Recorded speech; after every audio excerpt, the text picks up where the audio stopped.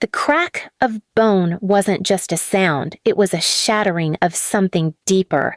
My father's fist, heavy and deliberate, connected with my jaw so hard, I swear the room tilted. The taste of iron flooded my mouth instantly, and my knees buckled before I could even think of staying on my feet. I landed hard on the kitchen tile, my palm slipping in a thin smear of my own blood.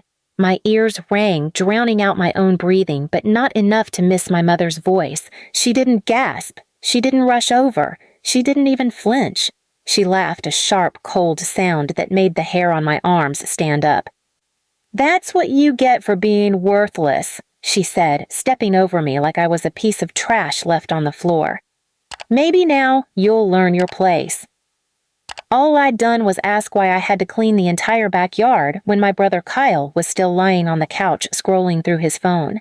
My exact words, "Why can't he do anything around here?" had apparently been talking back in my father's language. Please subscribe to our channel and tell us in comments from where are you watching this video.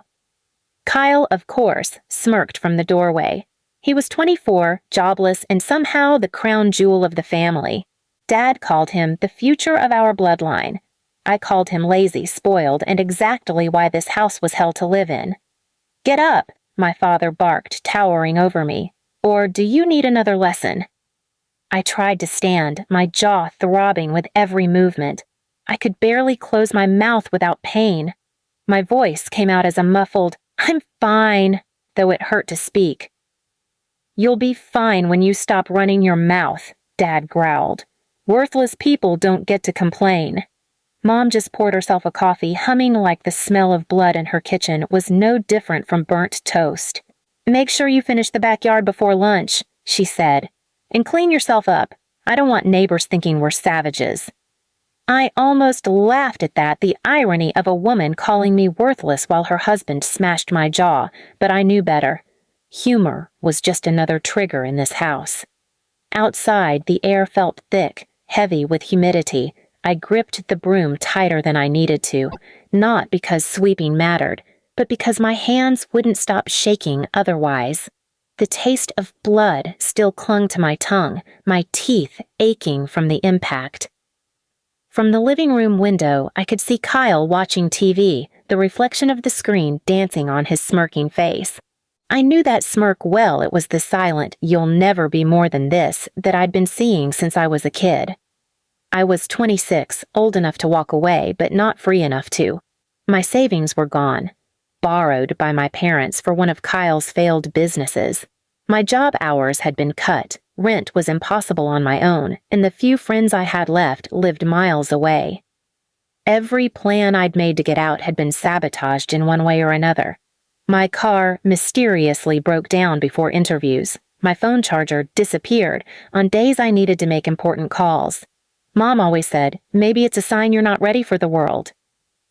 But that punch, the one that rattled my teeth and stole the air from my lungs, didn't feel like a sign to stay. It felt like the last straw.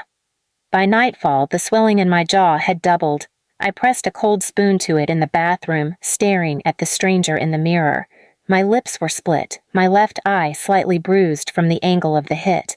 I didn't look like someone who could fight back. I looked like someone who'd already lost. But I wasn't. Not yet. That night, while they sat in the living room arguing over what takeout to order, I sat on the edge of my bed and started planning.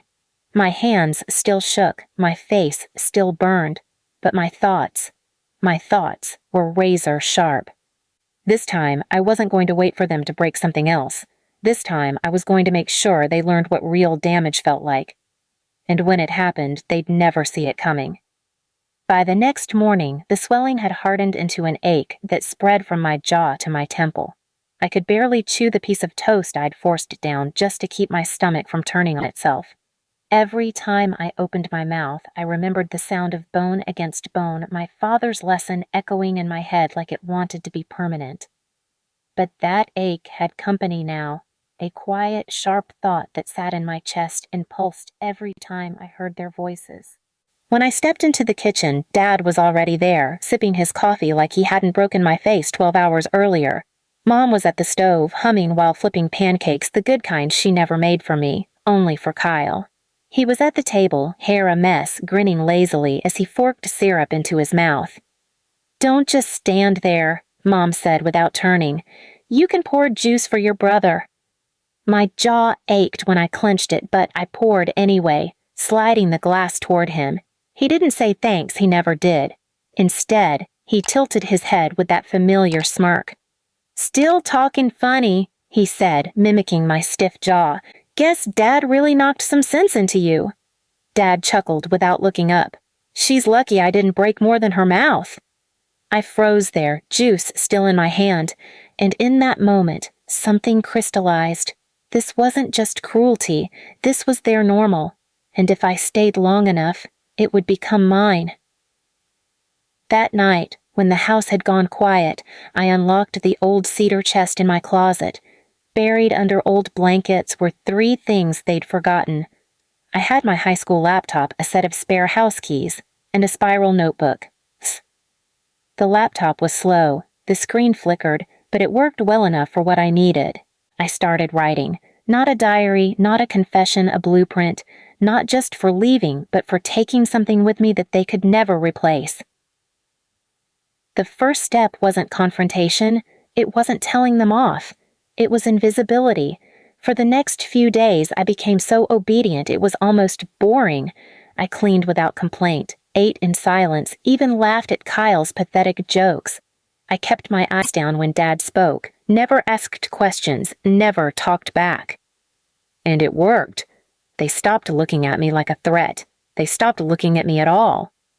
But while they relaxed, I paid attention to the little things most people overlook.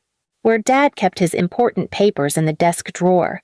The times Mom left her phone unattended to go gossip in the backyard. The way Kyle bragged about things he shouldn't, like passwords and bank details he thought made him sound smart. One evening, Mom left her handbag on the counter while she went to water her plants. I stood there, dish towel in hand, pretending to dry a plate, until I heard the sliding door click shut. In less than 30 seconds, I had her phone in my hand, my thumb swiping through her photo gallery, her saved emails, her notes app where she kept passwords like they were grocery lists. My heart hammered, but I didn't keep any of it, not yet. I memorized patterns, email addresses, connections. It wasn't just about getting dirt. It was about understanding how they moved. The more I learned, the more the plan evolved. Leaving them in ruins wasn't enough. I wanted them to feel exposed, vulnerable, small. 2 weeks later, Kyle came home bragging to Mom about how he was finally gonna make it big. He'd invested Dad's networking funds into some scheme with his friend Carter. I pretended not to listen, but I caught enough. A launch event, a rented venue, Dad's business friends invited to see Kyle's genius. That was my window. For the next few days, I lived in 2 worlds. By day, I was the silent, obedient daughter who never looked them in the eye.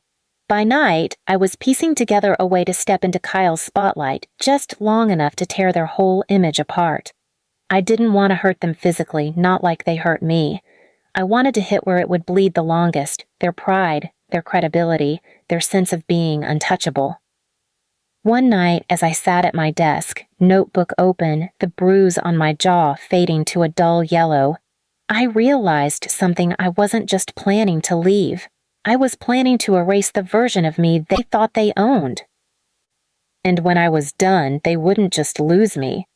They'd lose everything they'd built on my silence. The night of Kyle's big debut was lit like a movie set. Strings of gold lights draped across the rented hall, fake champagne flowing into tall glasses, and every man in the room wearing a suit just tight enough to show he'd spent more money on tailoring than morals. I slipped in early, unnoticed, dressed in black that didn't beg for attention but commanded it if you looked twice. My hair was pinned up, makeup sharp enough to slice through the air. I didn't look like their worthless daughter anymore. I looked like someone they'd pretend to know if they wanted something. Kyle was already playing the host, shaking hands like he was born to it. Dad hovered behind him, chest puffed out like Kyle's success was his personal achievement. Mom, in a glittering dress, floated from conversation to conversation, dropping hints about how hard Kyle worked, while conveniently skipping over the part about where the funding came from. They didn't see me at first. I made sure of that. I stayed near the bar, listening, watching. The projector at the front of the room looped Kyle's logo and pictures of him working, all staged. When the speeches began, Dad took the mic first. "My son," he boomed, "is proof that hard work, discipline, and the right guidance will always pay off." That word discipline made my jaw twitch, but I smiled. Then Kyle launched into his pitch, pretending to be humble while bragging about his original concept and innovative approach.